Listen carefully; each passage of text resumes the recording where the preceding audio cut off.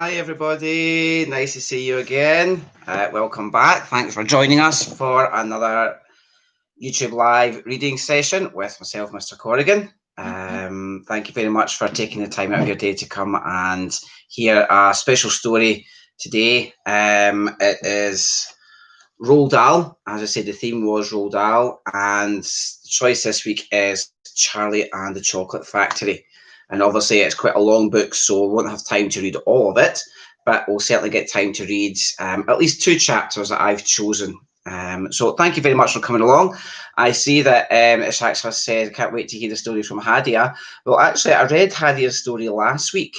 It was Rida and Hadia's choice last week, and remember, Hadia had asked for a cat theme, so we read Puss in Boots from Hadia and The Tiger Who Came to Tea from Rida.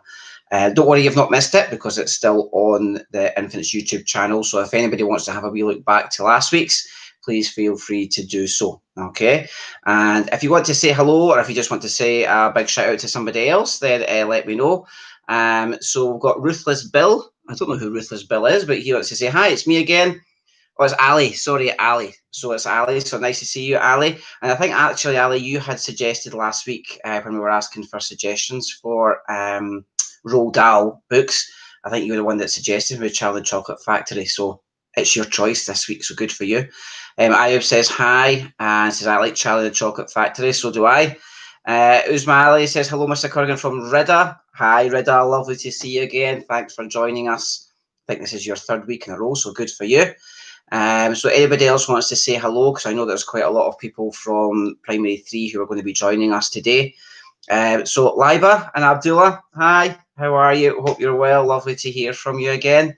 So it says from the Ishaq, I heard it live, but for some reason I couldn't text Mr. Corrigan from Hadia. Oh, good. Well, I'm glad that you got to see it, so that's great, and you're managing to get your text done today, so that's fantastic.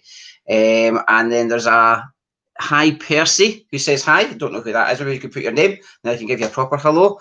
And Maisha, hi Maisha, lovely to see you. I hope that you're well. It's nice to see so many people here already. So I'll wait another minute or so, just let some other people come in. So it's Abdul Rahim. Okay, Abdul, hi Percy. Abdul Rahim, nice to see you. Oh, and there's Jenna and Mikhail as well. Great. So we've got some more. We've got loads already, so that's fantastic. Great to see so many people. I hope that you've had a nice week.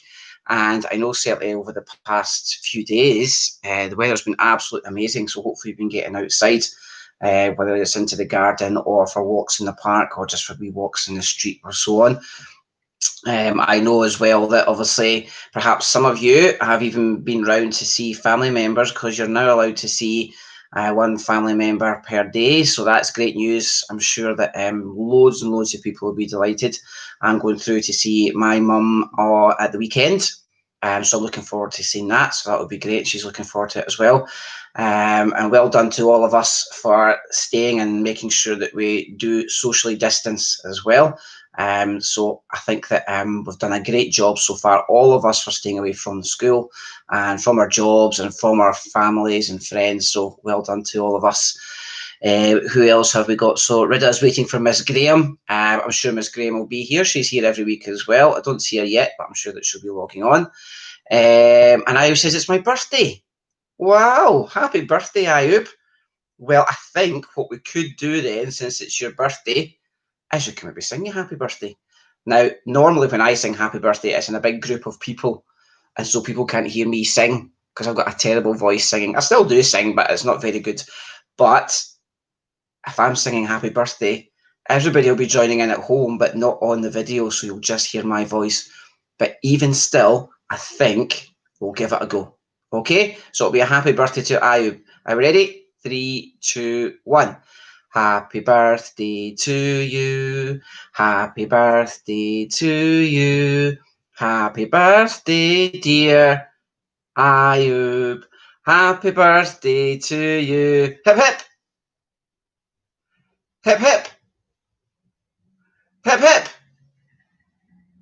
Fantastic. Hope you have a great birthday, Ayub. Lovely to hear from you. So Ayub says my P7 that Ayub really wants to watch. Right, great, good. And Rida is singing with you, Mr. Corrigan. Good. I know that Rida loves a good sing song as well. And I don't actually know if does she have a lovely voice? I'm not too sure. I don't really care as long as people sing anyway. I think they should do, because I'm not very good at singing at all. But anyway, I still sing. A few thumbs up as well. Thanks very much. Thumbs up to Ayub as well. Yay, free good for you, Ayub.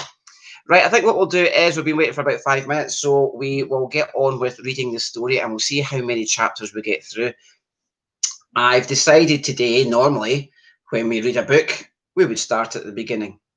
But because this is such a long book, I've decided to pick a few chapters that are a bit further on in the story. I'm sure that most of you have heard of Charlie and the Chocolate Factory. You might well have read the book or had the book read to you. And I'm sure quite a lot of you have seen, there was actually 2 films made of Charlie and the Chocolate Factory. And there was the original one, which I think was from the 1970s. And then there was a more recent one as well, which I think was done about maybe 4 or 5 years ago.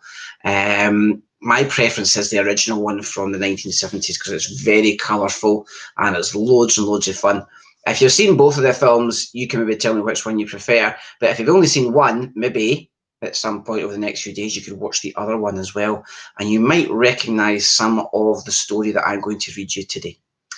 Okay, so lots of people have watched the film. Brilliant. I've watched it before, Ayub, yeah. And Zainab, hi Zainab, lovely to see you and hear from you. Fantastic, thanks for joining us. And Usmali says, same here, Mr. Corrigan. So does that mean you prefer the original one? I think so.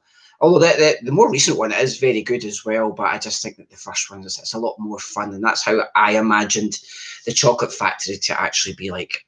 So we're going to read Roald Dahl's Charlie and the Chocolate Factory, illustrated, as I'm sure you all know, means the person that draws the pictures, by Quentin Blake, who's very famous and does just about all of the Roald Dahl books. Okay, so this is maybe not so much a picture book that you would use in the infants, but I'm thinking for primary 3s going into primary 4s, stories become longer and they take a few days to get through rather than just reading one story per day.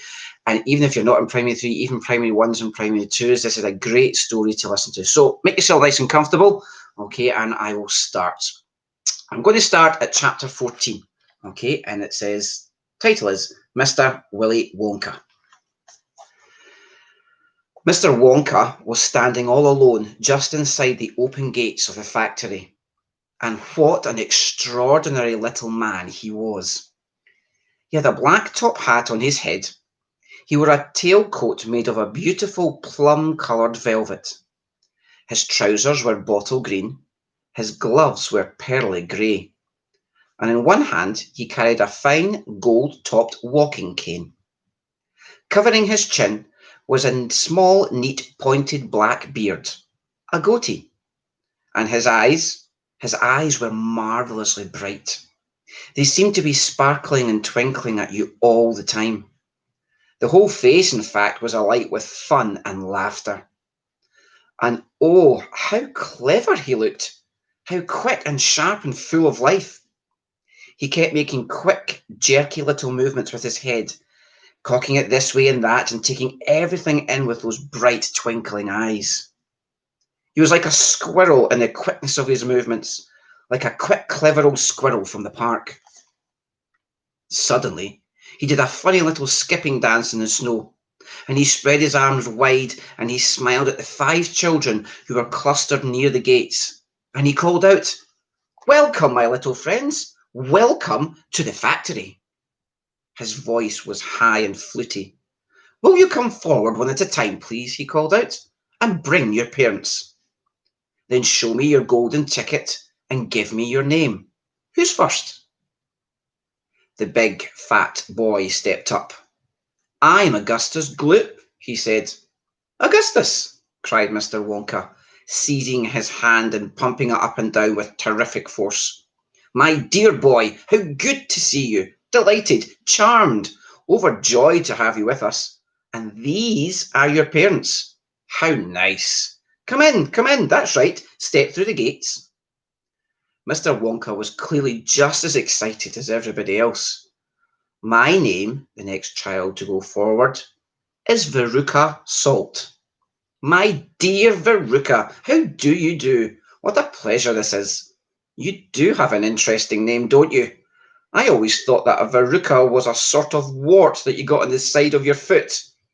But I must be wrong, mustn't I? How pretty you look in that lovely mink coat. I'm so glad you could come. Dear me, this is going to be such an exciting day.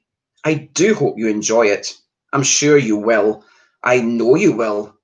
Your father? How are you, Mr. Salt? And Mrs. Salt? Overjoyed to see you. Yes, the ticket is quite in order. Please do go in. The next two children, Violet Beauregard and Mike TV, came forward to have their tickets examined and then to have their arms practically pumped off their shoulders by the energetic Mr. Wonka. And last of all, a small, nervous voice whispered, Charlie Bucket. Charlie, cried Mr. Wonka. Well, well, well. So there you are. You're the one who found your ticket only yesterday, aren't you? Yes, yes, I read all about it in the morning papers. Just in time, my dear boy. I'm so glad. So happy for you. And this, your grandfather? Delighted to meet you, sir. Overjoyed, enraptured, enchanted. All right, excellent. Is everybody in now? 5 children? Yes, good. Now, will you please follow me? Our tour is about to begin, but do keep together. Please don't wander off by yourselves. I shouldn't like to lose any of you at this stage of the proceedings. Oh, dear me, no. Charlie glanced back over his shoulder and saw the great iron entrance gates slowly closing behind him. The crowds on the outside were still pushing and shouting. Charlie took a last look at them. Then, as the gates closed with a clang, all sight of the outside world disappeared. Here we are, cried Mr. Wonka, trotting along in front of the group. Through this big red door, please. That's right. It's nice and warm inside. I have to keep it warm inside the factory because of the workers. My workers are used to an extremely hot climate. You can't stand the cold. They'd perish if they went outdoors in this weather. They'd freeze to death. But who are these workers? Asked Augustus Gloop. All in good time, my dear boy, said Mr. Wonka, smiling at Augustus. Be patient. You shall see everything as you go along. Are all of you inside? Good. Would you mind closing the door? Thank you. Charlie Bucket found himself standing in a long corridor that stretched away in front of him as far as he could see. The corridor was so wide that a car could easily have been driven along it. The walls were pale pink. The lighting was soft and pleasant. Oh, how lovely and warm, whispered Charlie. I know, and what a marvellous smell, answered Grandpa Joe, taking a long, deep sniff. All the most wonderful smells in the world seemed to be mixed up in the air around them, and the smell of roasting coffee and burnt sugar and melting chocolate and mint and violets and crushed hazelnuts and apple blossom and caramel and lemon peel. And far away in the distance, from the heart of the great factory, came a muffled roar of energy, as though some monstrous, gigantic machine were spinning its wheels at breakneck speed. Now this, my dear children, said Mr. Wonka, raising his voice above the noise, this is the main corridor. Will you please hang your coats and hats on the pegs over there, and then follow me? That's the way. Good. Everyone ready? Come on then, here we go. He trotted off rapidly down the corridor with the tails of his plum-coloured velvet coat flapping behind him, and the visitors all hurried after him. It was quite a large party of people when you came to think of it. There were 9 grown-ups and 5 children, 14 in all. So you can imagine that it was a great deal of pushing and shoving as they hustled and bustled down the passage, trying to keep up with the swift little figure in front of them. Come on, cried Mr. Wonka. Get a move on, please. We'll never get round today if you dawdle like this. Soon he turned right off the main corridor into another slightly narrower passage.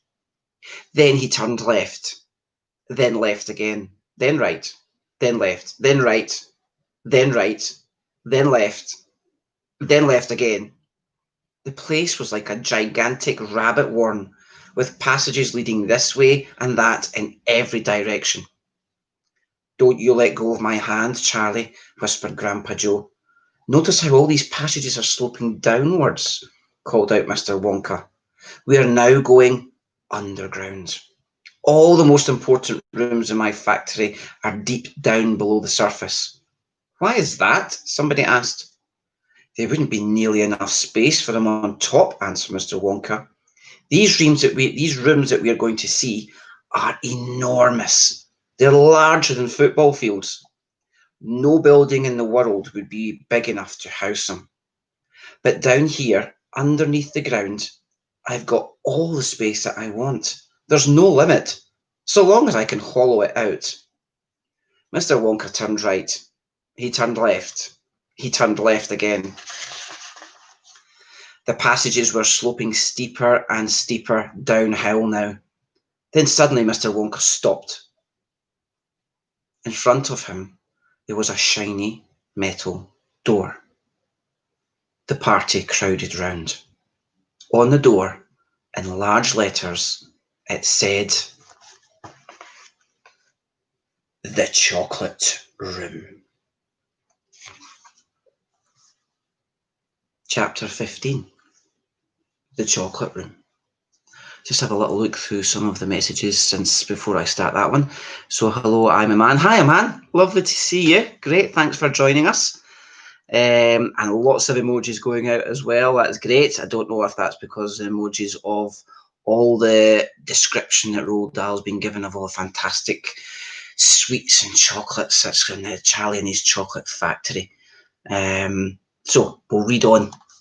Chapter 15, The Chocolate Room. An important room, this, cried Mr. Wonka, taking a bunch of keys from his pocket and slipping one into the keyhole of the door. This is the nerve centre of the whole factory, the heart of the whole business, and so beautiful. I insist upon my rooms being beautiful. I can't abide ugliness in factories. In we go then, but do be careful, my dear children. Don't lose your heads. Don't get overexcited. Keep very calm. Mr. Wonka opened the door. 5 children and 9 grown-ups pushed their way in. And, oh, what an amazing sight it was that now met their eyes. They were looking down upon a lovely valley. There were green meadows on either side of the valley, and along the bottom of it there flowed a great brown river. What is more, there was a tremendous waterfall halfway along the river, a steep cliff over which the water curled and rolled in a solid sheet, and then went crashing down into a boiling, churning whirlpool of froth and spray.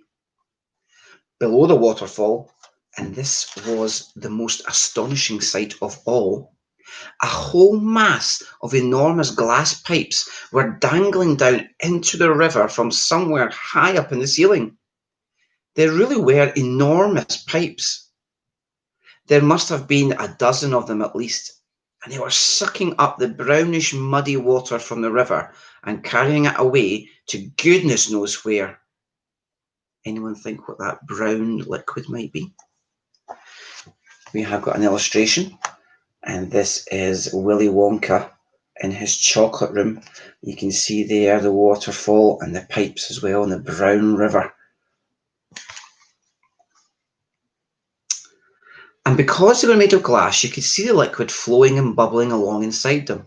And above the noise of the waterfall, you could hear the never-ending sucking sound of the pipes as they did their work.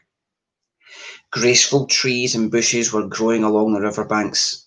Weeping willows and alders and tall clumps of rhododendrons with their pink and red and mauve blossoms. In the meadows, there were thousands of buttercups. There, cried Mr. Wonka, dancing up and down and pointing. His gold-topped cane at the great brown river. It's all chocolate.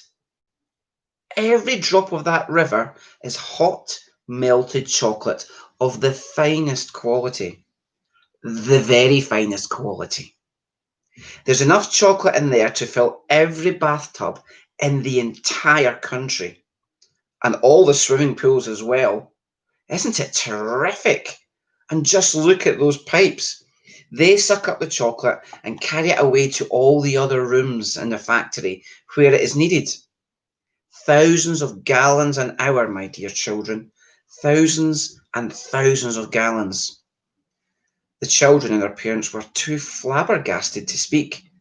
They were staggered. They were dumbfounded. They were bewildered and dazzled. They were completely bowled over by the hugeness of the whole thing. They simply stood and stared. The waterfall is most important, Mr. Wonka went on. It mixes the chocolate. It churns it up. It pounds it. It beats it. It makes it light and frothy. No other factory in the world makes its chocolate by waterfall. But it's the only way to do it properly. The only way. And do you like my trees? He cried, pointing with a stick. And my lovely bushes. Do you think they look pretty?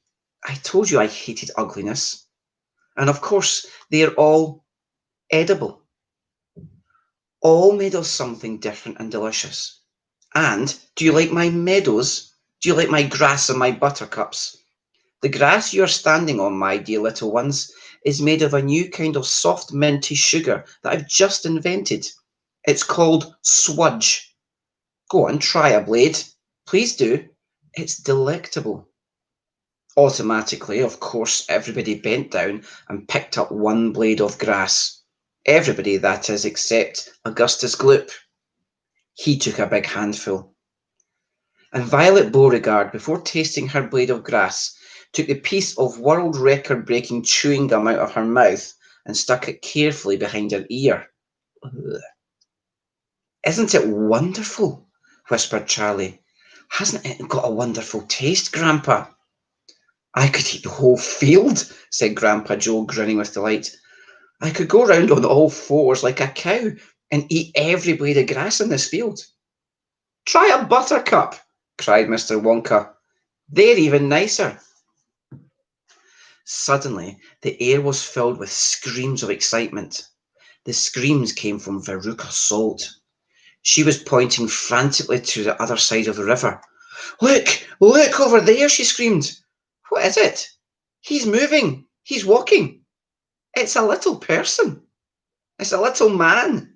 Down there, beyond the waterfall. Everybody stopped picking buttercups and stared across the river. She's right, Grandpa, cried Charlie.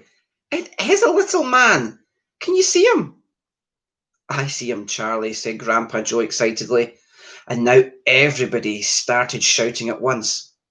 There's two of them. My gosh, so there is. Actually, there's more than two. There's 1, 2, 3, 4, 5. And here's a picture, an illustration of the little people. Oh, Ayub's away. His battery's gone. Thanks for joining us, Ayub. So you couldn't see the whole lot. Have a lovely birthday as well. Okay, right, we're almost done anyway. Going to the last page. What are they doing? Where do they come from? Who are they? Children and parents alike rushed down to the edge of the river to get a closer look. Aren't they fantastic? No higher than my knee. Look at their funny long hair. The tiny men. They were no larger than medium-sized dolls. They stopped what they were doing, and now they were staring back across the river at the visitors. One of them pointed towards the children, and then he whispered something to the other 4, and all 5 of them burst into peals of laughter. But they can't be real people, Charlie said. Of course they're real people, Mr. Wonka answered. They're Oompa Loompas. chapter 16. We're not going to read this today. It's called the Oompa Loompas. And if any of you have seen the film, then you'll know what the Oompa Loompas look like. They are strange little things. So, thank you so much for joining us. Okay, great. I am glad that you subscribed. Fantastic.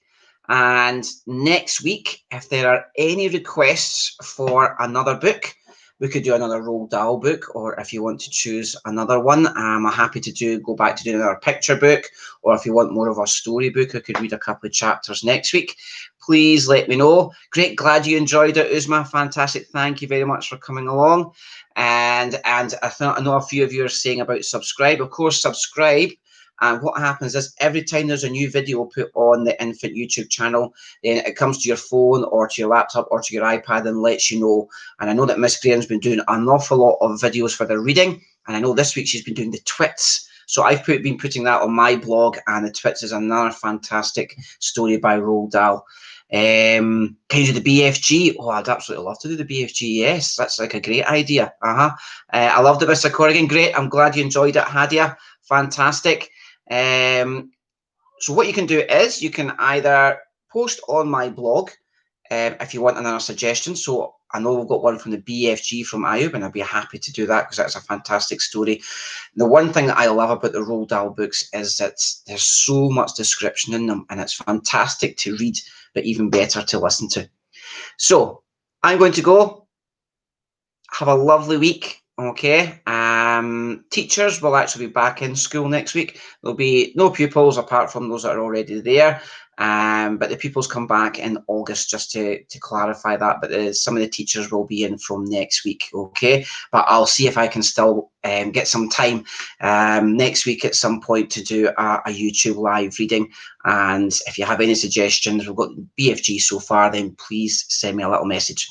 Right. Take care, everybody. Okay, miss you loads. Have a lovely week. See you soon. Bye.